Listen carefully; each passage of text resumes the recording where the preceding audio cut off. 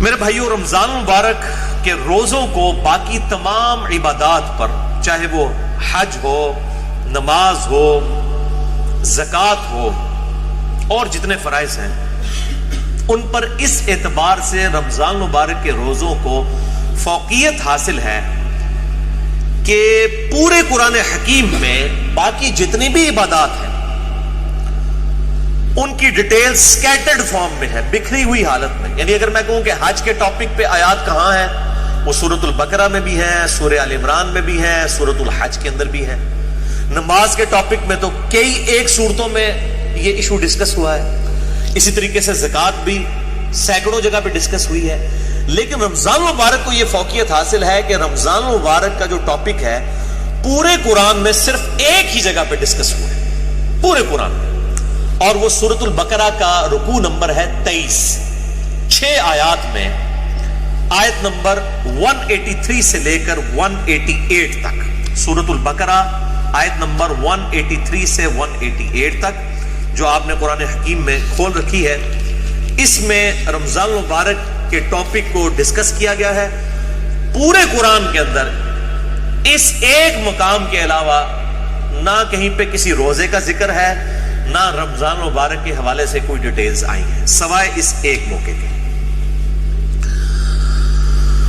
یہ 6 آیات انشاءاللہ ہم آج کور کریں گے، اور اس میں 6 آیات کے اندر 5 سب ٹاپکس ڈسکس ہوئے ہیں چھوٹے چھوٹے. میں وہ ساتھ ساتھ کلیریفائی کرتا چلا جاؤں گا. اعوذ باللہ من الشیطان الرجیم، بسم اللہ الرحمن الرحیم. سورۃ البقرہ رکوع نمبر 23 آیت نمبر 183 سے لے کر 188 تک. پہلے 2 آیات ہم ڈسکس کریں گے، آیت نمبر 183 اور 184، جس میں ٹاپک نمبر 1 ہے رمضان مبارک کی اہمیت اور مقصد کیا ہے اور اس کی فرضیت. اعوذ باللہ من الشیطان الرجیم، بسم اللہ الرحمن الرحیم. یا ایھا الذین آمنوا کتب علیکم الصیام، اے ایمان والو تم پر روزے فرض کیے گئے ہیں. کما کتب علی الذین من قبلکم، جیسا کہ تم سے جو پہلی امتیں گزری تھیں ان پر بھی روزے فرض کیے گئے تھے. یہ امت محمدیہ صلی اللہ علیہ وآلہ وسلم کا خاصہ نہیں ہے، بلکہ جس طریقے سے نماز بھی اگلی امتوں پر فرض تھی اس کے طریقے میں فرق ہو سکتا ہے، اسی طریقے سے روزے بھی اگلی امتوں پر فرض کیے گئے تھے.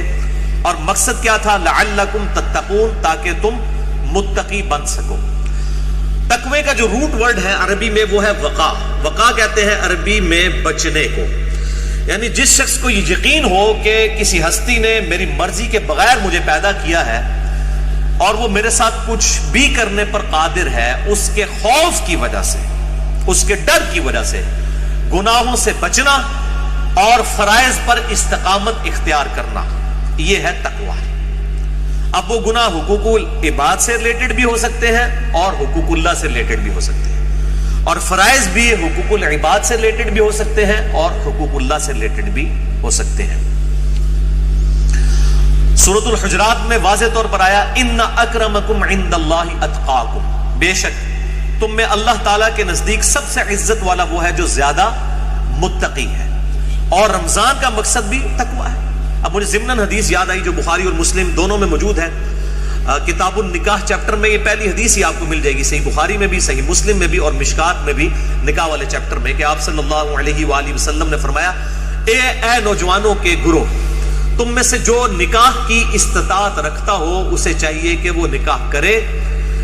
یہ چیز اس کے شرمگاہ کی حفاظت میں مدد کرے گی اور نگاہوں کو نیچا رکھنے میں اس کو سپورٹیو ہوگی.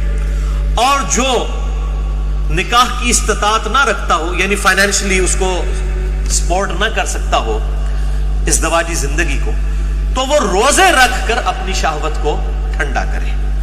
یعنی روزہ جو ہے یہ تقوی کے حصول کا ایک ذریعہ ہے. ایام معدودات، گنتی کے چند دن ہیں، یہ رمضان کا جو مہینہ ہے اور روزے ہیں.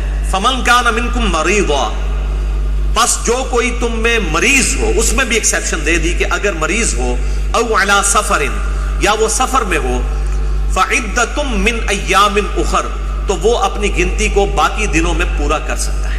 اب وہ سفر چاہے آرام دہ ہو یا غیر آرام دہ ہو، اس سے کوئی سروکار نہیں ہے. سفر میں وہ روزہ چھوڑ سکتا ہے، لیکن باقی دنوں میں گنتی پوری کرنی ہوگی. باقی اس کی ڈیٹیلز انشاءاللہ فقہی احکام و مسائل ہم اگلی نشست میں ڈسکس کریں گے.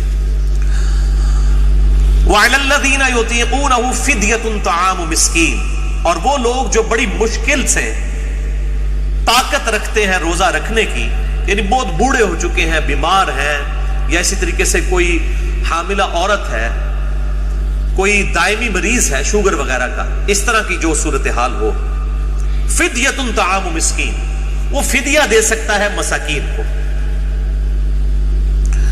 فمن تطوع خیرا فهو خیر له، اور جو کوئی اس سے بھی زیادہ اللہ کی راہ میں خرچ کرنا چاہے، یعنی ویسے تو ایک روزے کے بدلے ایک مسکین کو ایک وقت کھانا ہے، اگر کوئی زیادہ مساکین کو کھلانا چاہتا ہے، جتنا گڑ پاؤ گے اتنا ہی میٹھا ہوئے گا، تو اس کے لیے اتنا ہی بہتر ہے. وَأَن تَصُومُوا خَيْرٌ لَكُمْ، اور اگر تم روزہ رکھو تو اسی میں تمہارے لیے بہتر ہے. یہ نہ ہو کہ تھوڑی سی بیماری اور بہانہ کر کے کہو جی میں تو فدیہ دے دینا، روزہ رکھنے کی کڑی لوڑ ہے. اِن كُنتُمْ تَعْلَمُونَ، اگر تم جانتے ہو تو روزہ رکھنے میں ہی بہتری ہے. یعنی انسان سب سے بڑا خود اپنے اوپر جو ہے وہ گواہ ہے اور مفتی ہے، وہ بہتر سمجھتا ہے کہ مجھے کس طریقے سے چیزوں کو لے کر چلنا ہے. جیسے دنیاوی منفعت کے لیے وہ انسان چھوٹی چھوٹی چیزوں کا خیال رکھتا ہے، تو آخرت کے اعتبار سے بھی وہ خیال رکھے.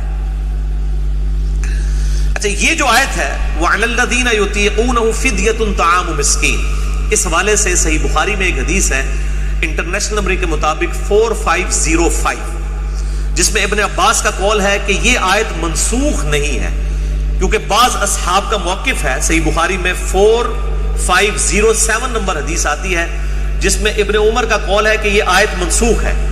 یعنی ان کا موقف یہ ہے کہ یہ پہلے آپشن تھی کہ جو شخص مال دے سکتا ہے وہ مال دے لے، اور جو روزہ رکھ سکتا ہے وہ روزہ رکھ لے. یہ دونوں آپشن ہیں، یعنی مریض والا چکر نہیں. جو مالدار ہے وہ صرف مال دے دے، چاہے وہ صحت مند بھی ہے تو روزہ رکھنے کی ضرورت نہیں ہے. یہ ابن عمر کا موقف ہے 4507. جبکہ ابن عباس کا موقف صحیح بخاری میں 4505 ہے، وہ یہ کہتے ہیں کہ یہ آیت منسوخ نہیں ہے، بلکہ اس سے مراد وہ بوڑھا اور بوڑھی ہے یا بیمار شخص جس کو صحت یاب ہونے کی امید نہیں ہے اور بڑی مشکل سے وہ روزہ رکھنے پر قادر ہے، اس کے لیے روزہ نبھانا مشکل ہے. جیسا کہ بعض کا شوگر کی بیماری ایسی ہو سکتی ہے کہ انسان کے لیے مشکل ہو جائے آج کے دور کے اندر، یا بڑھاپا خود بہت بڑی بیماری ہے، کوئی 80-90 سال کا کوئی بزرگ ہے اور وہ روزہ نہیں رکھ سکتا، تو اس کے لیے یہ آپشن ہے کہ وہ اس کے بدلے فدیہ دے دے، ایک وقت کا مسکین کو کھانا کھلا دے. صحیح بخاری میں آتا ہے انس بن مالک جب بوڑھے ہو گئے تھے، ان کی عمر 100 سال کے قریب تھی، تو روزانہ وہ ایک مسکین کو کھانا کھلایا کرتے تھے گوشت کے ساتھ، دال نال نہیں، گوشت نہ، اللہ کی راہ میں گوشت کے ساتھ کھانا. اور یہ بھی آتا ہے کہ وہ بسا اوقات 30 مساکین کو اکٹھا بٹھا کر کھانا کھلا دیا کرتے تھے 30 کے 30 روزوں کا. تو یہ دونوں طرح آپشن موجود ہے، جس طرح بھی کر لیا جائے. میں انشاءاللہ اگلی دفعہ اس پہ ڈیٹیل بات کروں گا. جزاک اللہ، جزاک اللہ، جزاک اللہ، جزاک اللہ.